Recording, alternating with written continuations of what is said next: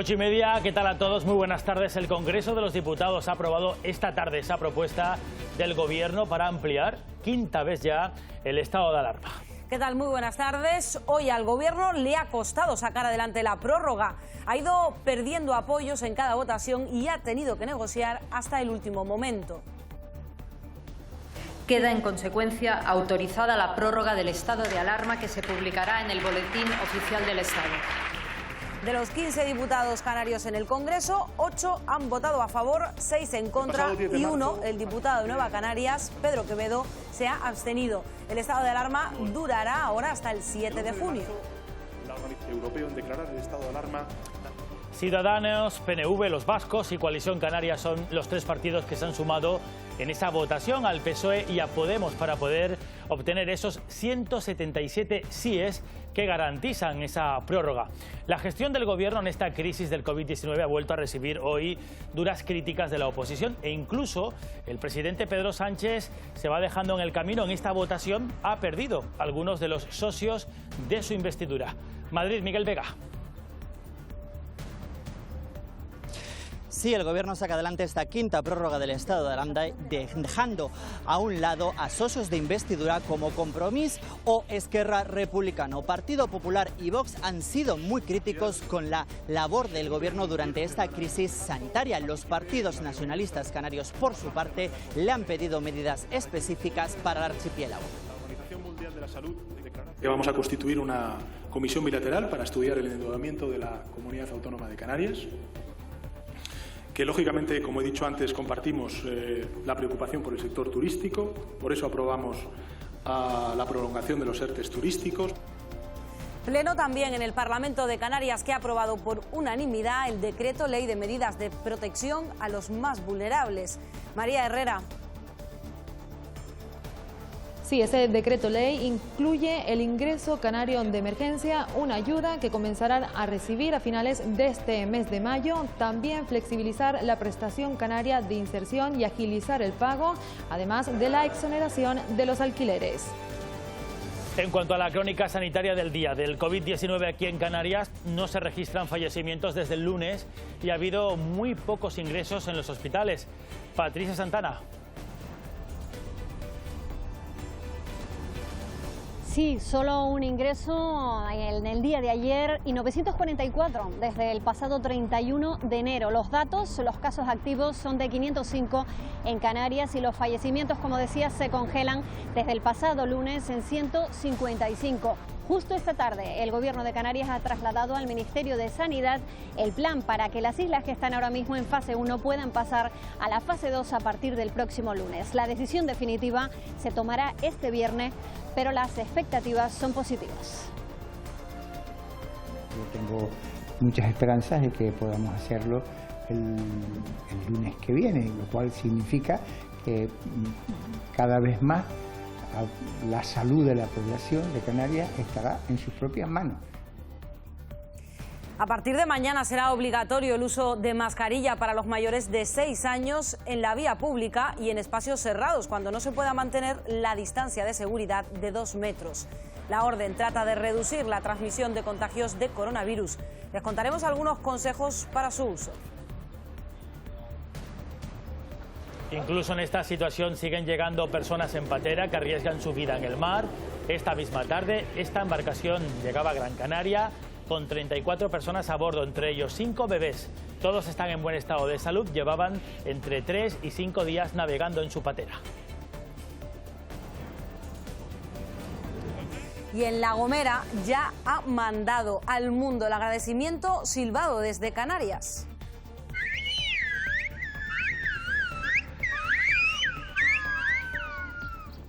Los vecinos de esta isla han participado esta misma tarde, a la hora de los aplausos, a las 7, en un reto de promotour para conseguir que el mensaje de agradecimiento a todos los colectivos que luchan contra la crisis originada por la pandemia se escuche en todo el mundo.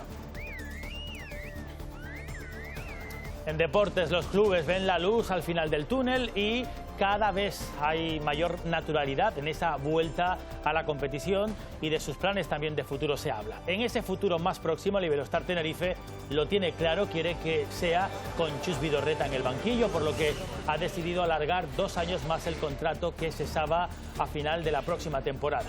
De esta forma, el técnico vasco completaría su 5º curso como aurinegro en 2 etapas. El fútbol, la Unión Deportiva Las Palmas confía en recuperar a los últimos jugadores que aún se están recuperando de sus lesiones, como Álvaro Lemos o Cedrés. En el Club Deportivo Tenerife, Alex Muñoz se suma a los que piensan que en el final de la Liga Express que se va a jugar, el físico será determinante.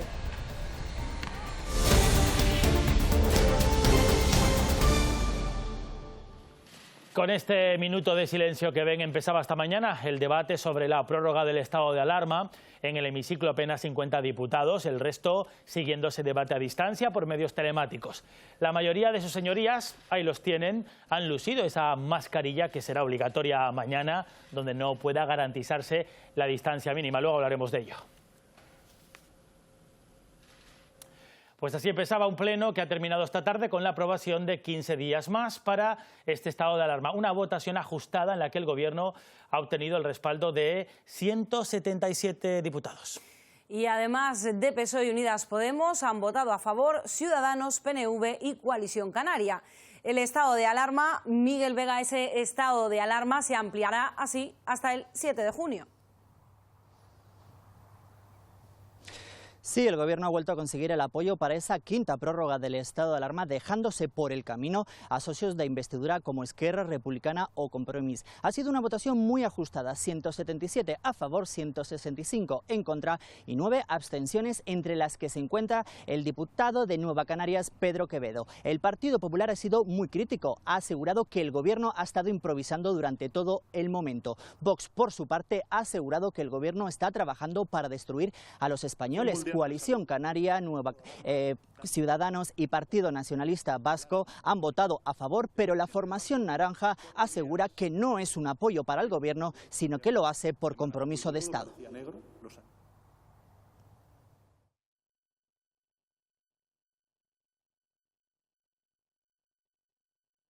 Queda, en consecuencia, autorizada la prórroga del estado de alarma que se publicará en el Boletín Oficial del Estado.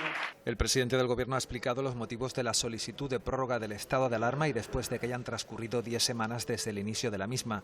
La diferencia con respecto a las prórrogas anteriores es que ahora la única autoridad será el ministro de Sanidad. Que no hay una contradicción entre el estado de alarma y la desescalada institucional que devuelva el pleno desarrollo de sus competencias a las comunidades autónomas.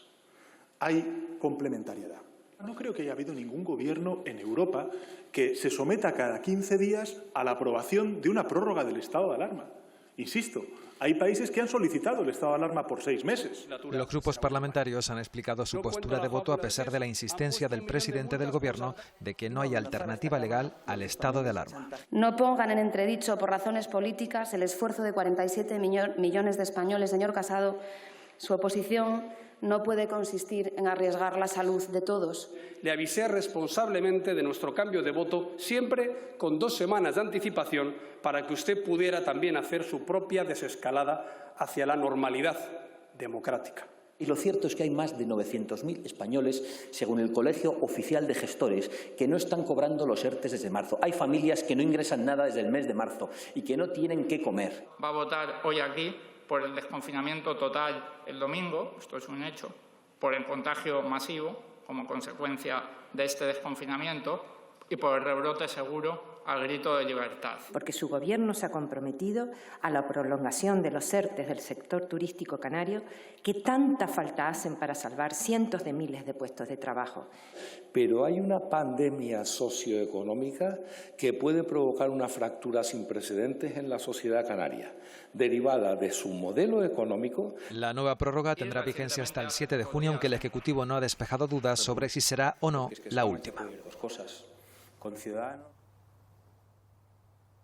Una sesión donde ha estado muy presente la polémica de cambio de fase de Madrid. Por cierto, esta misma tarde la comunidad anunciaba que llevará al gobierno a los tribunales por negar hasta en 2 ocasiones el cambio de fase. Por su parte, el presidente del gobierno ha contestado a los partidos nacionalistas canarios que pedían medidas específicas para el archipiélago ante esta crisis económica y sanitaria. Sánchez ha asegurado que se va a crear una comisión para tratar los asuntos de Canarias. Vamos a constituir una comisión bilateral para estudiar el endeudamiento de la Comunidad Autónoma de Canarias, que lógicamente, como he dicho antes, compartimos la preocupación por el sector turístico, por eso aprobamos la prolongación de los ERTE turísticos. Más de 13.000 empresas de Canarias han recibido ya 2.100 millones de euros en total de financiación con aval del Estado, en su mayoría del sector turístico. Así lo ha explicado hoy la ministra de Economía, Nadia Calviño, en su respuesta a una interpelación realizada por la diputada de Coalición Canaria, Ana Oramas.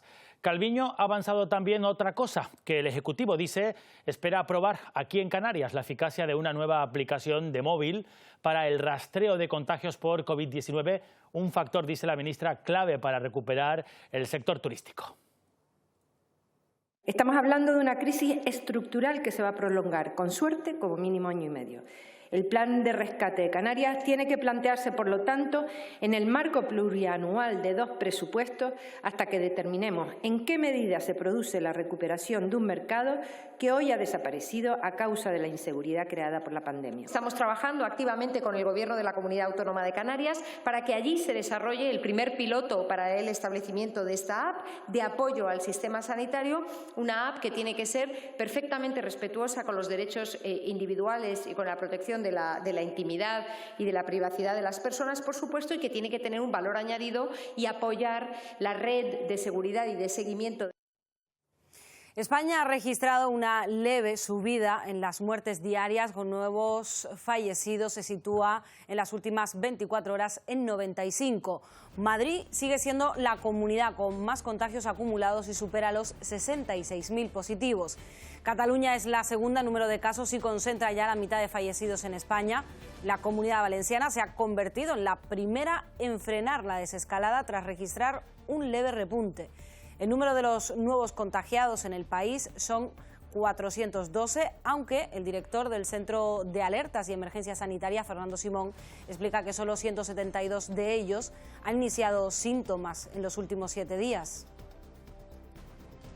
Los datos indican una evolución muy favorable, como ya les digo, 172 para 16 comunidades autónomas y ciudades autónomas de las que disponemos datos, con 172 en los últimos 7 días. El número de fallecidos es de 195, se mantiene en la línea que hemos estado observando en estos días, claramente por debajo de 100 casos ya por 4º día consecutivos.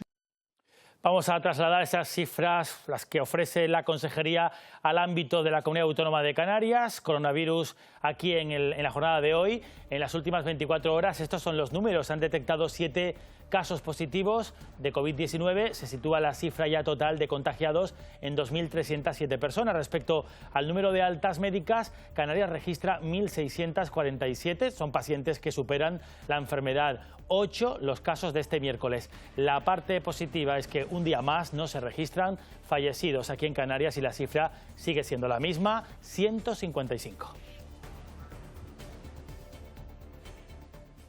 Ronda de reuniones bilaterales entre el Gobierno y las comunidades autónomas para avanzar en un plan de transición hacia esa nueva normalidad. Este primer encuentro coincide, en el caso de Canarias, Patricia Santana, coincide con 2 jornadas consecutivas sin fallecidos. Sí, esa sin duda la buena noticia, Fátima, lo acaba de decir Paco Luis, 155 fallecidos, ese dato se congela desde el pasado lunes y nos sitúa con 505 casos activos. Sigue siendo Tenerife la isla con más contagios, 1.466, y más de 90.000 personas han sido testadas por el Servicio Canario de Salud. De esas 90.000, más de 13.500 son personas mayores, ancianos ingresados en 137 residencias de las islas. Justo esta tarde, el Gobierno de Canarias ha trasladado al Ministerio de Sanidad ese plan para que las islas que ahora mismo están en la fase 1 puedan pasar el próximo lunes a la fase 2. La decisión definitiva no se va a conocer, no va a ser oficial hasta este viernes, pero las expectativas son buenas. Eso no quiere decir que debamos relajarnos, lo decimos nosotras y también el Gobierno de Canarias, la Consejería de Sanidad, porque cuanto más avancemos, más estrictas deben ser las normas en la calle, llevar la mascarilla, que como saben, mañana es obligatoria en interior y en exteriores cuando no se pueda mantener esa distancia de 2 metros de seguridad para no tener que regresar en la desescalada.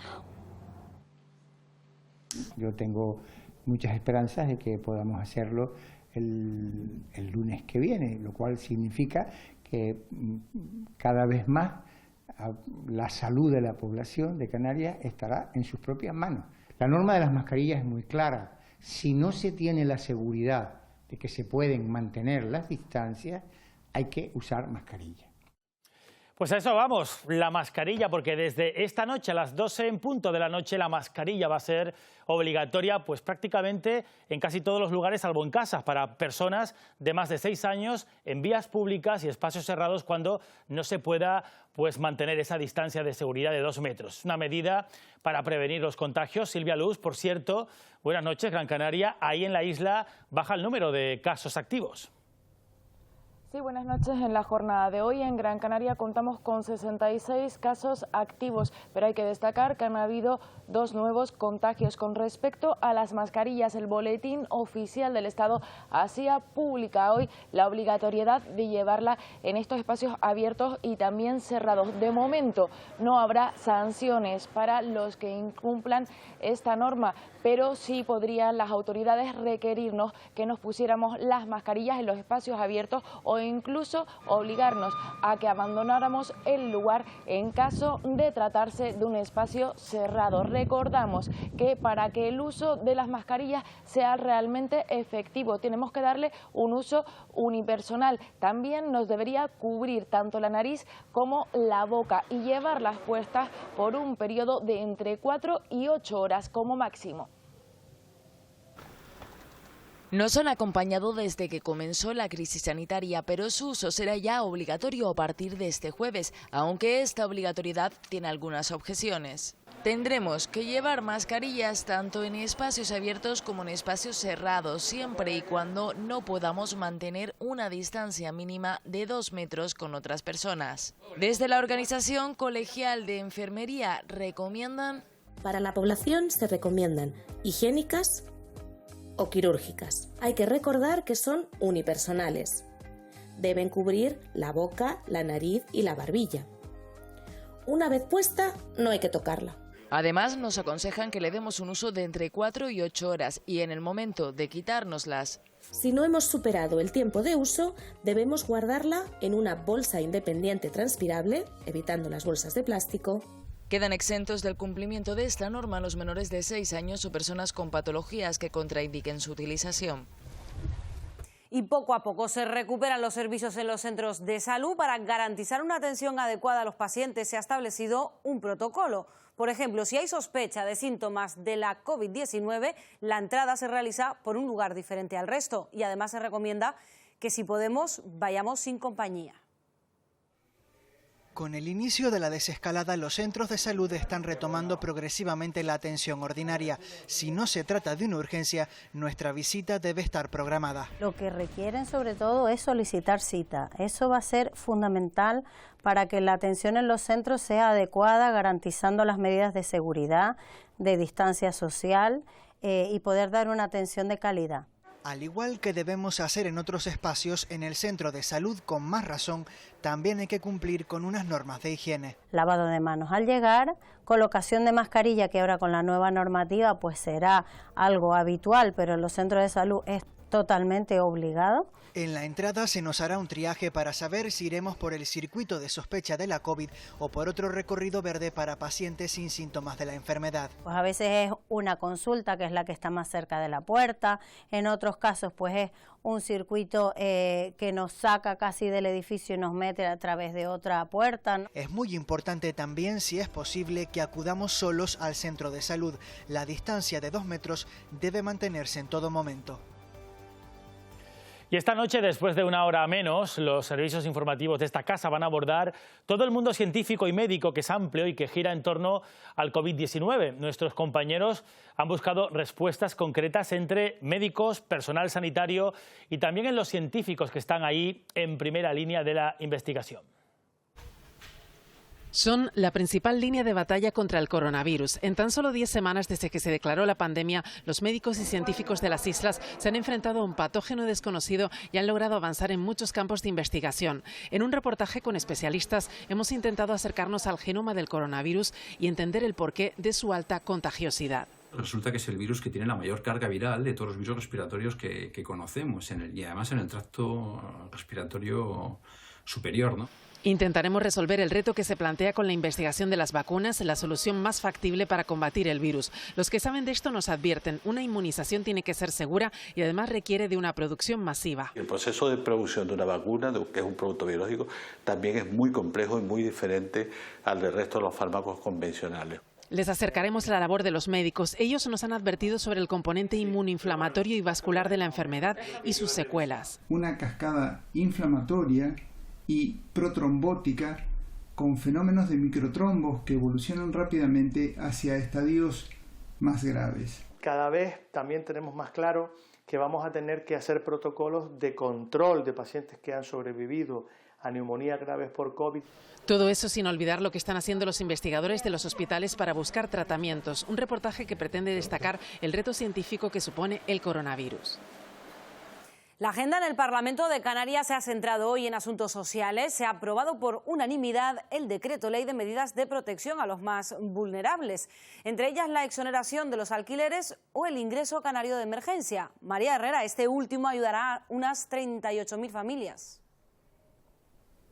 Sí, la consejera de Derechos Sociales, Noemí Santana, ha dicho que el objetivo es crear un escudo social para las personas más vulnerables. Ha anunciado que ya se han tramitado 27.000 solicitudes del ingreso canario de emergencia. Los grupos han dicho que estos trámites deberían ser más accesibles, no solo de forma telemática, que se amplíen los plazos y se agilicen los pagos. A esto han respondido que se comenzará a recibir esa ayuda a finales de mayo y que se han destinado 16 millones de euros. El decreto también incluye flexibilizar y agilizar los pagos de la prestación canaria de inserción y la exoneración de los alquileres. También se ha hablado en el Pleno de la cuota cero, esa ampliación para tener acceso a los alimentos de más de 13.000 alumnos que ya la están recibiendo. También ha dicho la consejera que se seguirán haciendo test en los centros sociosanitarios y los grupos la han felicitado por Mascarilla 19, que ha cruzado fronteras a países de Europa y del resto del mundo.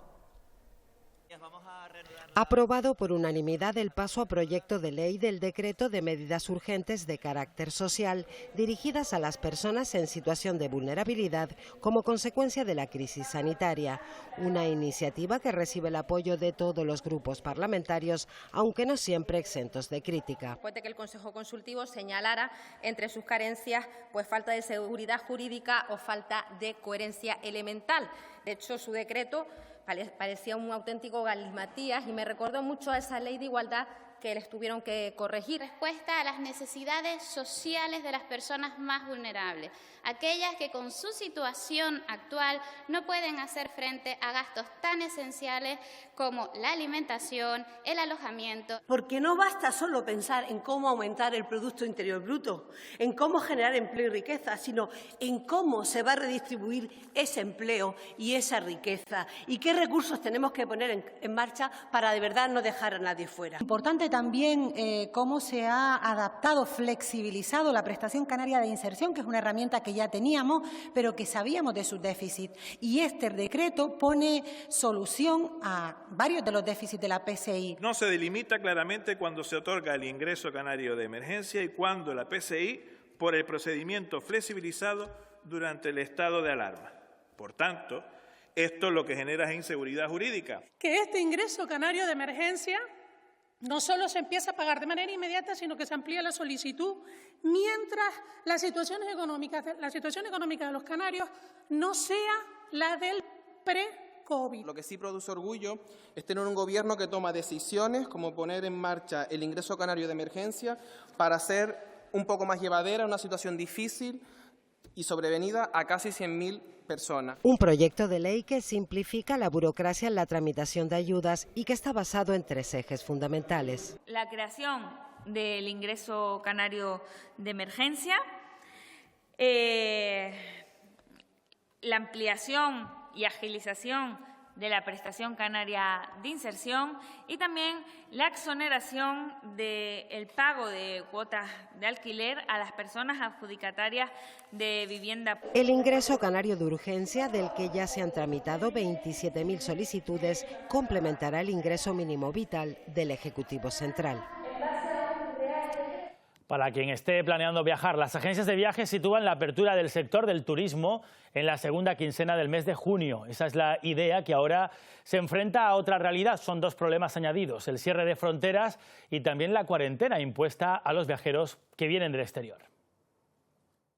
Nosotros la fecha que tenemos estimada sigue siendo la segunda quincena de junio. Pues de hecho siguen estando confirmados vuelos y reservas hoteleras para Canarias en dicha fecha. El único problema que tenemos es que sigue vigente la restricción del Gobierno de España con respecto a la cuarentena de 14 días para todo ciudadano extranjero que visite España. Esperamos que esa medida la rectifiquen en breve para poder así reactivar la actividad del turismo en Canarias. Bueno, pues de ese turismo depende mucho la recuperación económica, que depende de las llegadas, y dadas las nuevas circunstancias, cobran protagonismo otros sectores, como el caso de los campings y también las autocaravanas. De hecho, han sido de los primeros autorizados porque se adaptan fácilmente al protocolo de seguridad sanitaria. Eso sí, solo en la fase 2 se permite el uso de zonas comunes. El camping El Pinillo y el de Salinetas, en Gran Canaria, han sido de los pocos que han podido abrir sus puertas. En su primer fin de semana han ocupado en torno al 70%. Es un turismo de gastar. Un campista puede gastar durante el día entre 80 y 120 euros. Creo que eso sería una ayuda al pequeño comercio. Además, al ser al aire libre, este tipo de espacios se ha convertido en una alternativa vacacional saludable y segura para este verano. En la fase 2 se podrán abrir algunas zonas comunes. Seguiremos a rajatabla las medidas de seguridad que nos impongan para que sea el turismo más seguro que pueda haber. Otra opción son las autocaravanas. El parque móvil de estos vehículos en Canarias es de más de 10.000 según datos de la DGT, pero el sector, que no paraba de crecer antes de esta crisis, también vive momentos de incertidumbre. Estamos transmitiendo a los usuarios que pequen de precavidos y de apelar un poco a la responsabilidad individual. Las dificultades son pues que no se ha abonado el terreno para por ejemplo, establecer zonas reguladas. Este turismo itinerante favorece también el consumo local. El problema es que de momento tienen prohibido circular entre distintas provincias. En La Gomera, El Hierro y La Graciosa pueden disfrutar en su fase 2 de la playa. El resto de islas se prepara por si llega el visto bueno para la próxima semana. La Federación Canaria de Municipios y el Gobierno trabajan en un proyecto común para aplicar las mismas medidas de seguridad en toda la costa canaria. Las playas de Tenerife, La Palma, Gran Canaria, Fuerteventura y Lanzarote se abrirán al baño el próximo lunes si estas islas logran pasar a la fase 2 de la desescalada. Por eso, la Federación Canaria de Municipios junto al Gobierno regional están trabajando en la creación de un protocolo marco que sirva de guía para todos los municipios de Canarias que cuenten en su litoral con zonas de baño. Desde la Federación vamos a seguir manteniendo encuentros en los próximos días junto al grupo de trabajo que se ha conformado al efecto para poder tener cuanto antes este marco, este protocolo que después puedan adaptar cada uno de los municipios de Canarias a sus características, a su zona de litoral, a sus singularidades y cuanto antes podamos disponer de todas las garantías sanitarias para que se puedan abrir las zonas de baño al público. Entre las medidas estarían el cierre de las duchas, lavapiés o las zonas recreativas en la arena para evitar así los posibles contagios. Por eso algunos municipios de las islas ya han comenzado con las labores de limpieza de la arena. Y lo estaban esperando como agua de mayo, nunca mejor dicho, porque ahora vuelven las inversiones a los fondos marinos serreños y ese trasiego de bombonas de oxígeno, de aletas también, se nota. María Fernández está en el Hierro, ahí en la Restinga. María, cuéntanos, ¿cuál es la estampa en esta fase 2, en este pueblo pesquero y tan bonito? Buenas noches, así es. La Restinga es un pueblo de pesca, de buceo y de turismo. Por eso se nota esta crisis en esta zona más que en otras partes de la isla. Aunque los vecinos de La Restinga hacen mucha vida en la calle, en su puerto, en sus playas y en las terrazas, como estamos viendo, aunque no es la imagen habitual de esta zona sur de la isla. La imagen sin duda de esta semana, como decías, la hemos visto en los centros de buceo que ya han comenzado con la actividad. Hoy además hemos estado con un grupo de buceadores afortunados, seguramente de los primeros en volver a bucear en nuestros fondos marinos. Pero la falta de turismo hace que algunos de estos centros, como el del Bajón, se tengan que reinventar y ofrecen descuentos y ofertas especiales para los residentes herreños. De Sevilla y a finales de febrero me vine para aquí para trabajar.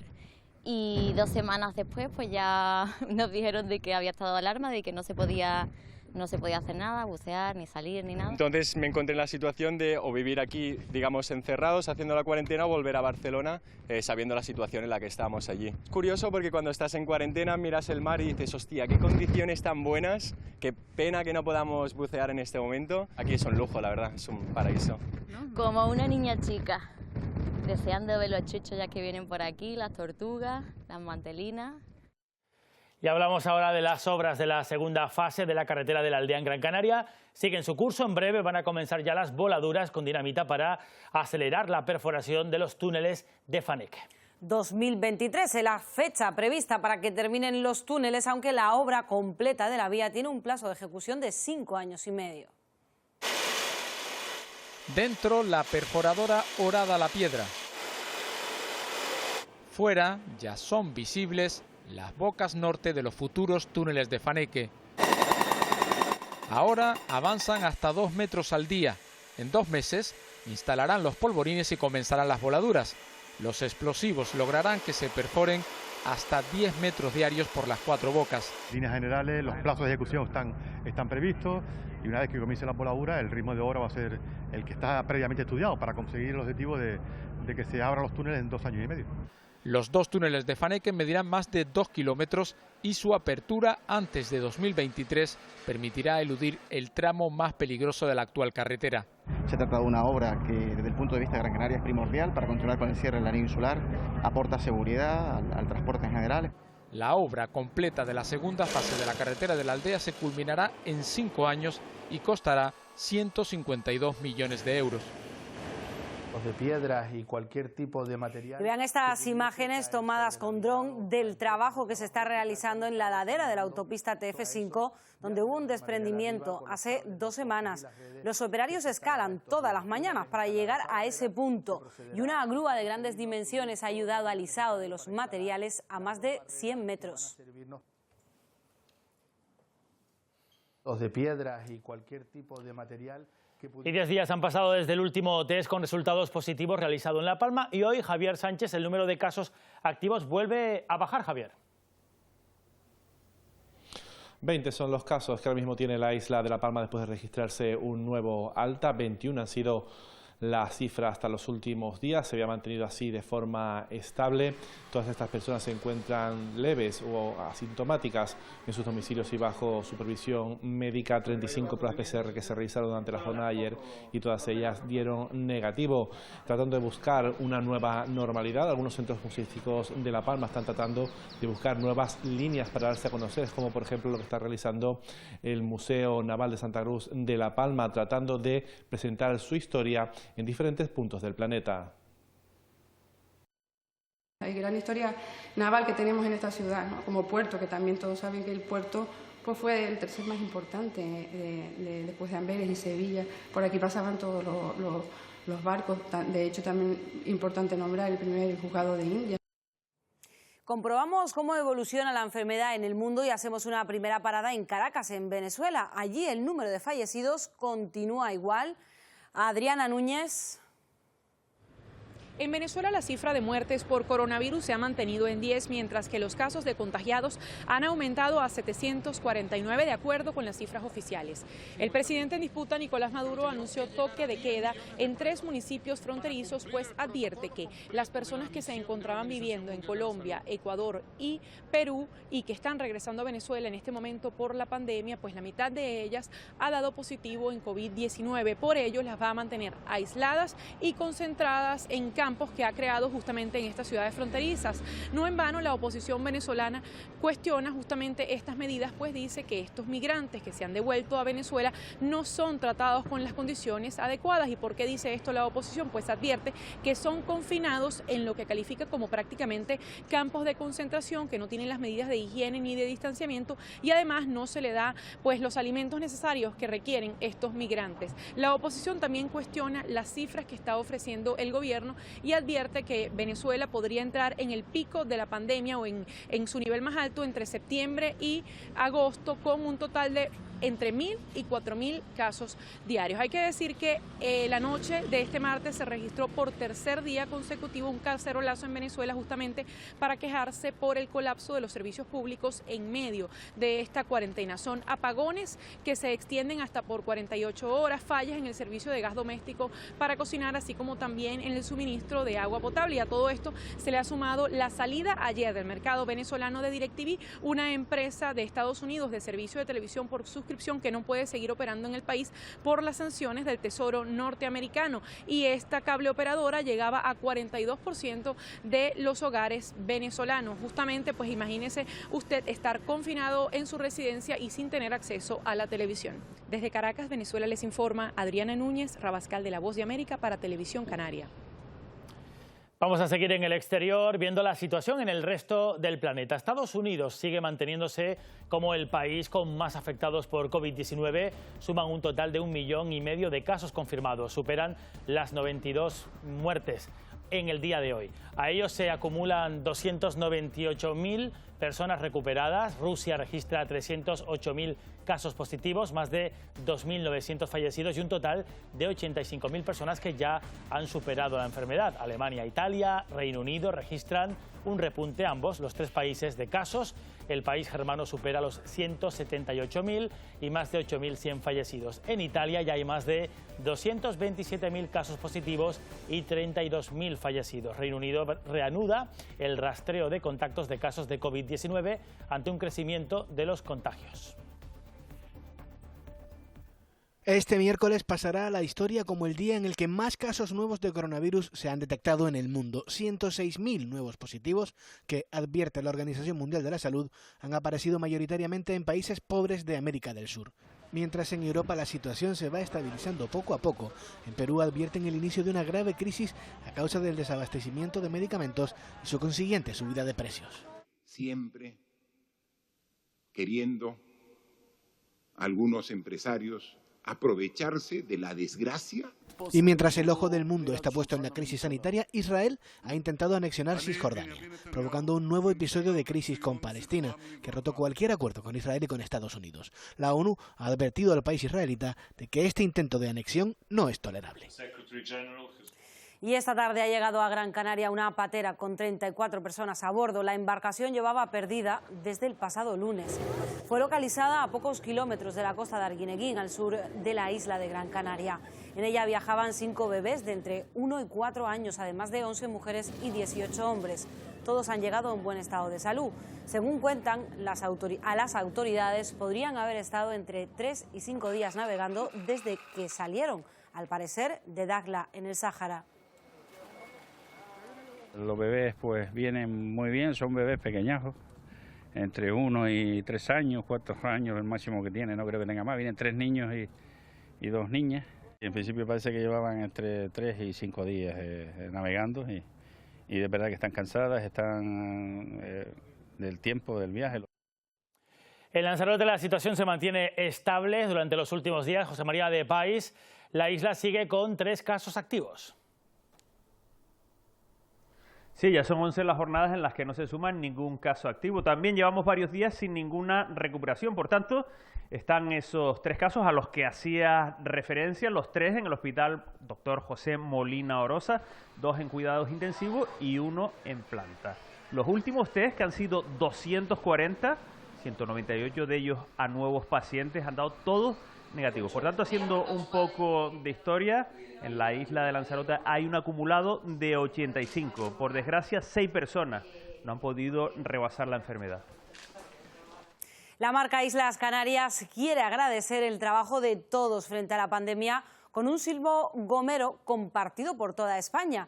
La iniciativa de la Consejería de Turismo se está difundiendo desde esta tarde a través de redes sociales con un hashtag concreto. Patricia Clemente, ese hashtag es Silbo Gomero Homenaje. Sí, la Consejería de Turismo del Gobierno de Canarias quiere agradecer a todas las personas que han continuado trabajando durante el estado de alarma, sobre todo a aquellas que lo han hecho en los servicios esenciales. Además, lo quiere hacer de una manera muy especial con el silbo gomero. Ha solicitado a todos los silbadores de la isla que esta tarde, después de las 7, subiesen un vídeo con el mensaje silbado "Gracias por el esfuerzo", utilizando el hashtag Silbo Gomero Homenaje. Una iniciativa que no han tardado en apoyar grandes silbadores de la isla como Eugenio Darias, Kiko Correa, Isidro Ortiz, Estefanía Mendoza o Yudián Hernández. La Consejería de Turismo unificará todos los vídeos que le han llegado a través de las redes sociales para crear, junto con la marca Islas Canarias, un mensaje completo de agradecimiento que enviarán desde el archipiélago.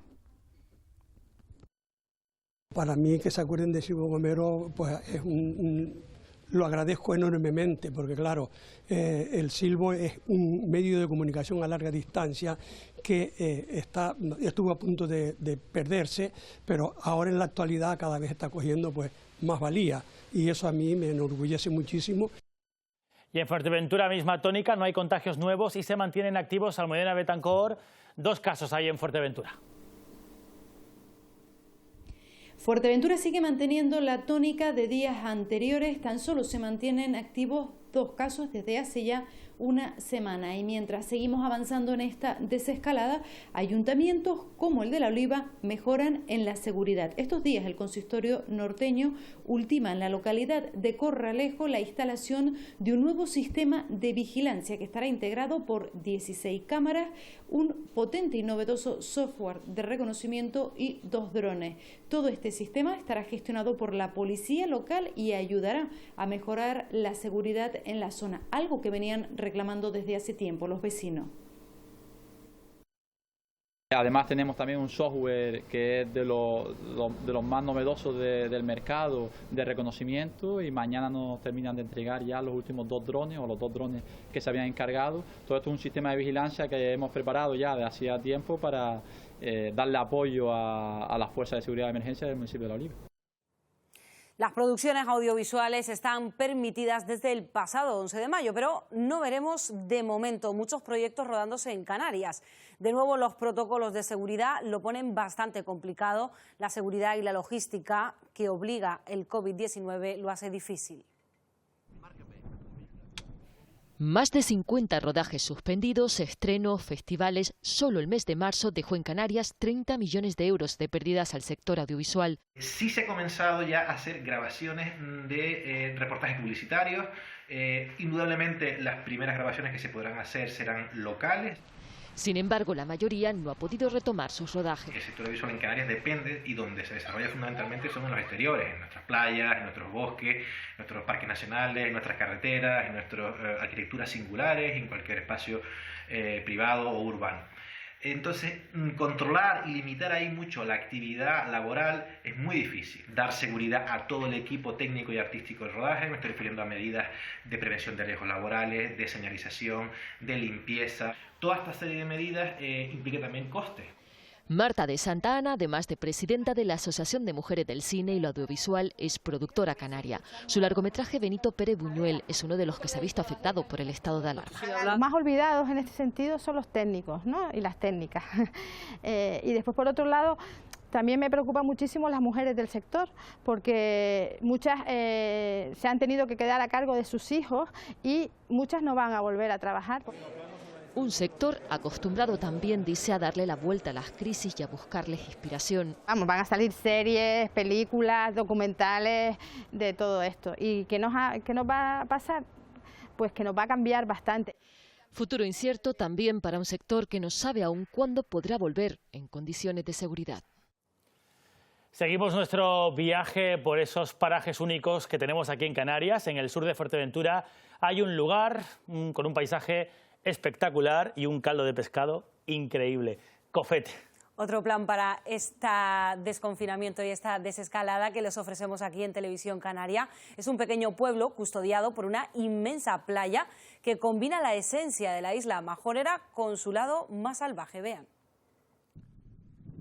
Una larga carretera de tierra conecta Morrojable con uno de los rincones más emblemáticos de Fuerteventura, Cofete, la playa interminable. Unos 14 kilómetros de arena dorada rodeados por montañas escarpadas. Un auténtico paraíso que enamora a majoreros y visitantes. El simple hecho de que Cofete forme parte del Parque Natural de Jandía, la zona de especial conservación y la zona de especial protección para las aves, ya nos indica bastante, ¿no? Estamos en un lugar que acoge 3 categorías de protección a nivel nacional e internacional. Tan increíble recorrer su arena como verla desde las alturas.